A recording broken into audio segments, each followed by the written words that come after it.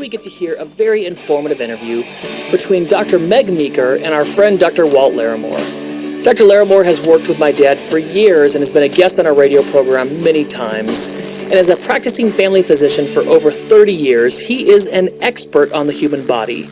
And on today's program, Dr. Larimore will be discussing how we as parents can help our daughters understand the changes in their bodies as they grow into womanhood.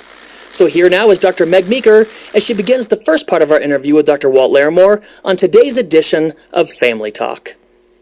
Well, I'm Dr. Meg Meeker, and we're here with a very special guest, Dr. Walt Larimore, who is a friend, a colleague, a man after God's own heart, and we are going to be talking about a wonderful new book, actually book number 30 that he has written, and it's called The Ultimate Girl's Body Book. And is this a companion that you've written to the Ultimate Boys Body Book, or did this come first? It is. No, the boys book came first, and Meg, both of the books came from, I'm just kind of like you. I just practice medicine, see patients and families and parents. But early on in my practice, the local schools wanted somebody to come in to speak to fifth graders about their changing bodies. And I've done that every year through my whole practice career. And these books are just compilations of the questions that kids ask every year when they're in the fifth grade. And I just thought, well, it'd be nice to have the questions and the answers for every parent who wonders what are the answers to some of these hard questions. Exactly. Fifth grade is a wonderful, wonderful time for kids, but I think it's a hard time as well. And I'm so grateful that you've written these books, because in my practice, this topic is one of the most commonly asked for resources. Parents will say, what can I give my kids to read that will help explain to them the changes in their body?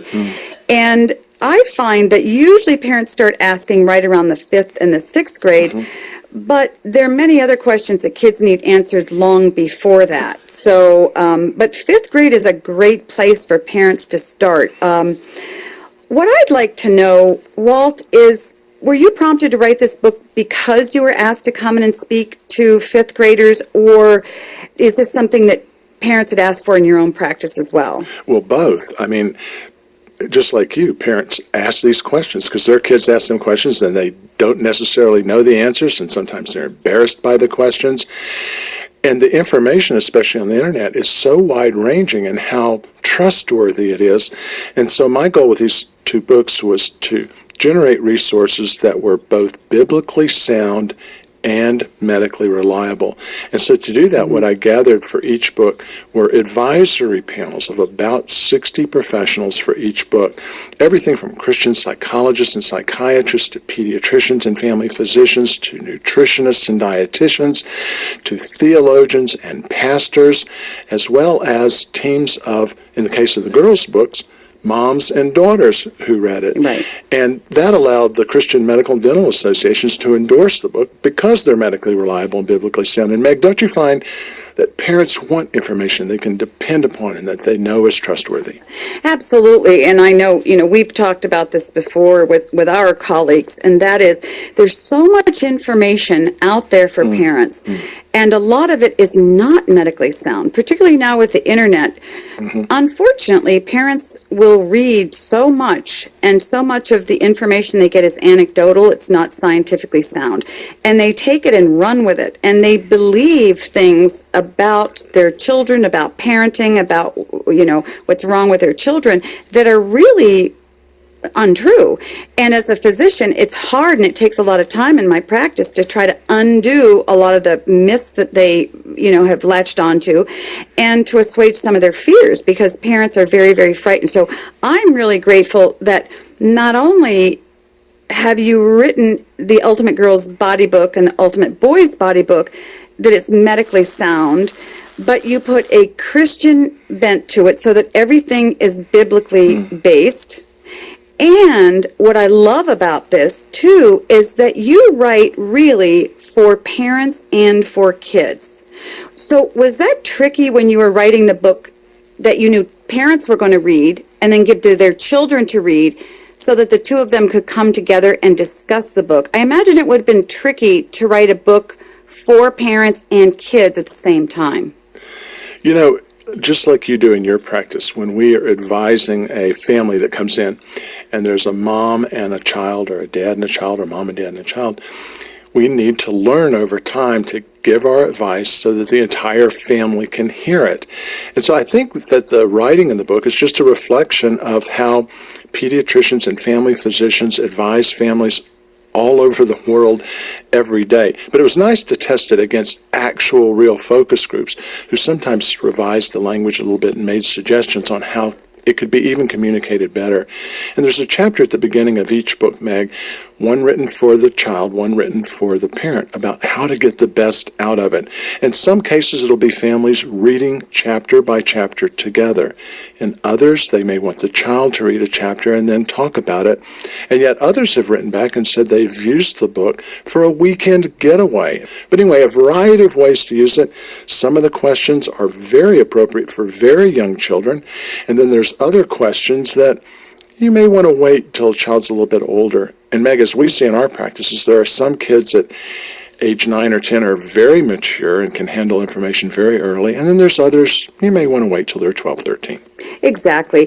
Many times parents come to me and ask, when is the best age to start talking to their kids about sexual activity? Mm-hmm. And unfortunately, for many kids, the basics have to start fairly early, because even in the second grade, you've always got kids who have older siblings who come into class and love to show off the information that they think they know, and so they talk to our kids about it. But I think that it's important for parents to feel comfortable talking with their kids about body changes, sex and sexuality. Why do you feel that so many of us parents are squeamish when it comes to talking to our kids about their bodies and changes? Actually, I've written a chapter about that. And my belief is that it's because so many parents, this was not modeled for them by their parents, and they've never seen it and they've never heard it. They don't know how to do it. And one of the great things about Family Talk is the resources that you guys have to help us as parents to do exactly these sorts of things. But the chapter in the girls' book is this: it's Talk to My Parents About Sex. Are you crazy?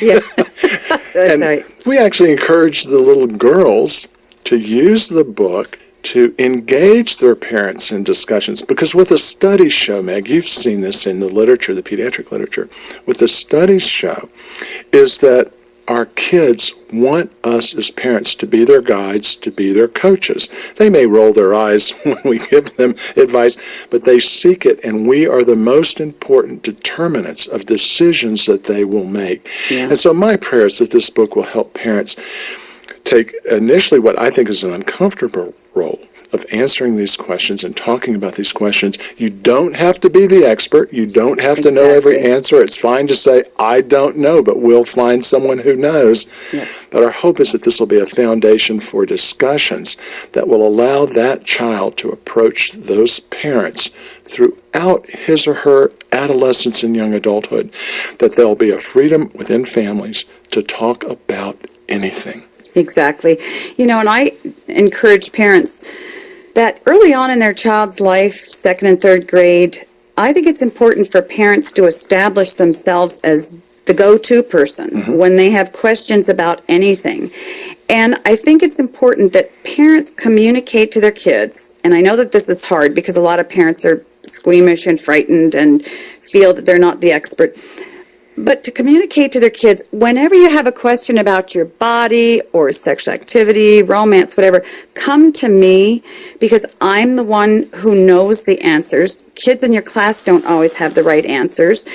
And so come to me. So it really needs to be initiated by the parents. But I just want to encourage our listeners out there who are feeling, oh, that's really not something that I wanted to approach. Well, this is a book. The Ultimate Girl's Body Book is a wonderful place to start, because these are conversations that your kids are going to have. So it's not a matter of, whether they're going to have them or not. They will, but it's very important that you, as a mom or dad, have the conversations with your kids. Let's dive into the book. You talk about health and why it's important to be holistically healthy, and that our approach to our health should always be not just from a physical standpoint, from an emotional, relationship standpoint. Can you talk about that a little bit?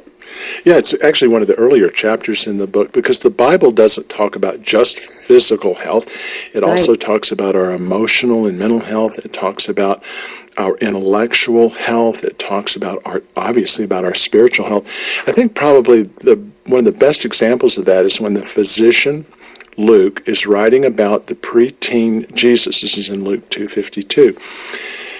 Dr. Luke says that Jesus grew in wisdom and stature in relationship with men and in relationship with God. So he grew in wisdom. He grew intellectually. Yeah. He grew in stature. So he grew physically. He grew in relationship with men. So the relationships, the social health. And he grew in relationship with God, spiritual health.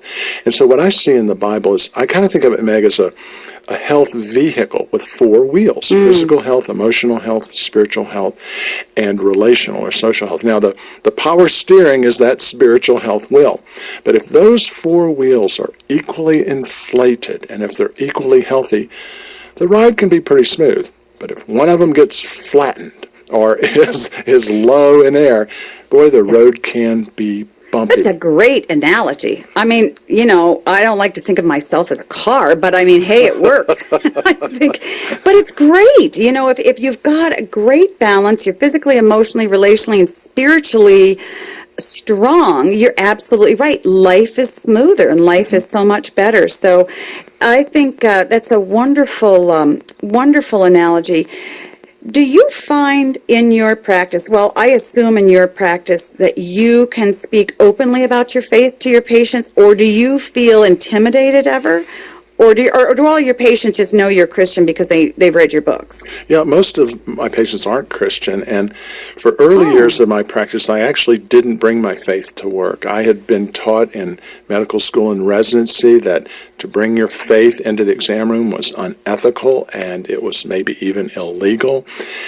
We now know that neither is the case, that most patients want their physicians to ask about their spiritual beliefs and to ask about their spiritual history. Most patients want to know that their physicians have an ethical and moral center to them. And most patients want, in particular instances, for their doctors to pray with them. And so in my practice, it was a learning to learn how to begin to inquire of patients what their spiritual beliefs were so I could meet them where they were at, to learn which ones wanted me to pray with them and when. And now it's just become part of practice. I can't separate the two because they go together. What the medical research now shows is that physicians of faith who do this actually engender more trust from their patients and higher patient satisfaction. That doesn't mean we push our faith on people, but that we understand that when people encounter illness, they begin to think about God. In fact, I teach residents, and I was rounding with the residents in the hospital recently, and there was a young man in the intensive care unit who had a terrible infection that he was recovering from. And the resident said, "Dr. Larimore, we don't need to go in there because he's doing well. We hope he's out of the ICU in a day or two and out of the hospital this week." But we always teach the residents to ask about spiritual histories. And so he said, and this young man is an atheist. And I said, "Oh, I would like to see him because I like to publish papers." And I said, "I think there's a case report here." And the resident looked at me and said, "This type of infection is not rare. It's very, very common. You'll never get a case report." And I said, no. An atheist in the ICU. I've never seen one. And so we walked there in, you go. And we met this young man. I said, I've been told that you're an atheist. I have a quick question. During your stay here, have you thought about God? And this guy looked at me, he smiled, and he said, "I've talked to him every day." And I said, "Drads, I don't get a paper." But yeah. But illness brings us a new way of thinking about spirituality. And for Christian doctors, as you know, Meg, it's a wonderful opportunity to meet people where they're at. Exactly. And I find that very often, those conversations come up very naturally.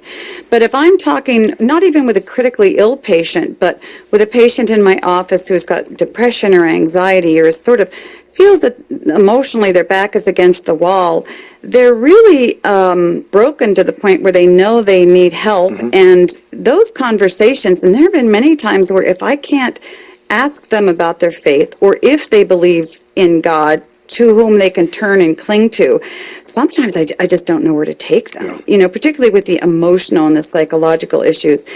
You cover a lot of ground in this book, and you talk about the changes in the body, and you talk about, the body changes that girls are going through. You and I both know that the age of menarche has dropped in young girls, and this makes it challenging for them, and it makes it challenging for their parents. Do you recommend that, well, we kind of covered this a little bit earlier, but I just want to hear you say it. Do you recommend that when you're talking to young girls about menstruation and body changes, should mom do it or should dad initiate the conversation, or does it matter? Yeah, I think it depends on each family. Most of the time, we recommend mom with the little girls, dad with the little boys, because just experience, I don't know studies that show one way or the other, but just my experience is that seems to work best. But I'm beginning to get anecdotal evidence from, like I mentioned earlier in the program, that families can do this very, very effectively. But you also have to address the fact, what about the single dad or the single mom who has the opposite sex child? And Meg, as you guys talk about all the time here on the program, there's not a harder job in the world than being a single parent. You bet. And my recommendation, in the case of a single dad who has little girls, and I put this in the chapter for parents, that he find a mature Christian woman. It might be a youth pastor's wife or a pastor's wife or a Sunday school leader, a BSF leader, a parachurch leader, but a mature Christian woman that he can recruit to help his girls. He can't be his little girls' mothers, but he can bring in the influence of Christian women who can help guide her through this book along with his help. Or vice versa, the single mom with little boys who wants to use the boys' book may want to recruit a man or some men, trustworthy Christian men, to help their little boys. So let's talk about divorced parents. There's so many broken homes out there. So what is a parent to do in that situation? My recommendation is that nobody don't do it. In other words, Yeah, somebody do it. Yeah. That's probably not good English, but don't let it just wait. The earlier that you can start this information, the better. And what I mean by that is, I didn't want to write a book that gave parents something else to do. They are so busy and their lives are so crazy. They don't need you or me or Doc or anyone else to come along and say, here's something else to do. And so what I recommend is use the time you already have, and there's no better time than meals for slowing down the eating process, maybe having 2 or 3 courses instead of 1. Turn off the TV, turn off the radio, and just spend time talking. And the easiest way to do that, at least Barb and I found this with Kate and Scott as they were growing up, is just ask questions and listen. And you don't have to be the expert when they ask questions back, but to facilitate that any question is open at any time, and if I don't know the answer, we'll find it together. But I want to be your go-to man. I want to be your go-to woman. I want to be your dad. I want to be your mom. What you say is important. It's critical to me. And you can demonstrate that at mealtimes. Meg, you know that the medical literature shows that the more meals per week that a family shares, absolutely, the better a child does by every single measure. And it appears that the cutoff is somewhere around 5 meals a week out of 21 meals. But 5 or more meals a week together as a family can have lasting benefits for children. I think that the data shows it's not just on that child, but actually on the next generation also. Yeah, I completely agree. And it's very hard because parents feel that their kids need everything except for them. And I tell parents, when you sign your child up for one more thing, or you let them do one more thing, because parents say, well, my kids just really enjoy it, you're surrendering their time with you, and your kids need you for solid identity and character development more than they need that stuff. And it's exactly what you're talking about for mealtime. That's when the great communication comes and the relationships are solidified. So let me just recap what you're just saying, Walt, that how important family mealtime is. So are you saying that parents should sit down with their kids and talk about puberty during meals, or are you saying they can just feel free to talk about anything? B, feel free to talk about anything, and you generate that with questions, and then your response to answers that come. And it's your kids' questions that can give you a clue as to what they're hearing at school, what they're hearing in the neighborhoods, what they're seeing on the internet, and what they're interested in talking about. But by opening the stage for those questions to occur, it can just be a wonderful time. And even now that our children are adults, we still savor those family discussions. And it's interesting that the studies show that families that eat more slowly, those kids are actually less likely to eat as much food. So it's actually a way to sort of fight that obesity epidemic that's going there you around. Go. But there's also so much that happens relationally and spiritually. Once again, you don't have to be the expert, but you do need to be the parent. Exactly. Well, you go through a lot of physical changes that girls go through in the Ultimate Girls Body book, but you also go through some things that I find intriguing and love to read about. You talk about moods in girls. Why do you spend so much time talking about mood shifts in young girls? Well, anybody that's listening that's had a teenager, or known a teenager, or seen a teenager, or even seen a movie about a teenager. But in the same room as a teenager. It's moods. I mean, it can just be an eruption of moods. And I wanted to take a couple of tacks with this. One was to explain where they come from and to know that they are normal. Meg, I remember early on when Kate was approaching puberty, that was when Dr. Dobson came out with one of his earliest videos on preparing for adolescence, and it was in his video series, Turn Your Heart Towards Home. And I remember Barb and I were so excited because he was going to show us how to handle all this stuff that we feared about the teenage years. And he was at a blackboard, and he drew a line, he was drawing a line, he said, ladies and gentlemen, here's your child before the teenage years. And then they hit the teenage years, and then it was like a seismograph, like an earthquake went off, up and down, and he said, there's two things you need to know. And then he stopped, and the line was smooth again. He said, first of all, it will end. Exactly. And secondly, between point A and point B, when the earthquake's erupting, pray. And we were so disappointed. We thought, we wanted more than that. But there's great truth there. So understanding where moods come from and how to respond to them, both the girls and the parents. But secondly, because we're seeing an explosion of childhood depression, teenage depression, teenage suicide, I wanted our young readers to be able to recognize any friends who might be having trouble and give them some tips on how they could help their friends get help. If I just hear one day that this book saved one life because one little girl took the time to care for another little girl that was thinking about suicide, well, that will have been worth all of the work by itself. Yes. Do you think that the rise in depression is real, or do you think we're just diagnosing it better? It doesn't really matter to me. What I mean by that is that you mentioned earlier when you talk to your depressed patients that they're looking for spiritual answers. They're beginning to recognize the God-shaped vacuum in their heart. And we emphasize to girls and their parents that God puts us here not only to know Him, but to make Him known.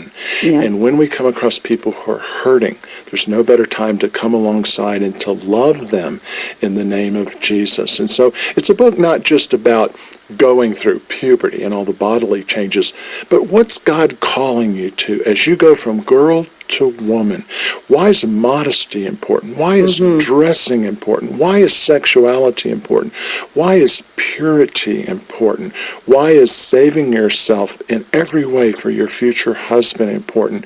And what is God calling to you? Who are you? Whose are you? And what is he calling you to? That's sort of the theme of this book. Yeah. Well, it's really back to those four wheels again. You know, if you attended to just the physical changes or emotional changes, you know, you help part of the girl, but not the whole girl. And that's really what I love so much about it. Well, this half hour has flown by. And Dr. Larimore, there is so much to talk about in this book. I thank you so much for coming today. And I wonder if you would be gracious enough to come and join us tomorrow. Oh, it would be a treat. I feel like we've just scratched the surface, and I bet parents are saying, I'd like to know a little more. Well, they will, and we will bring it to them. Thank you. You've been listening to the first part of our two-part program featuring physician-in-residence Dr. Meg Meeker and Dr. Walt Larimore here on today's edition of Dr. James Dobson's Family Talk. I'm Ryan Dobson, and if you'd like more information about Dr. Larimore or his book, The Ultimate Girl's Body Book, visit our website, drjamesdobson.org, or call us at 877-732-6825.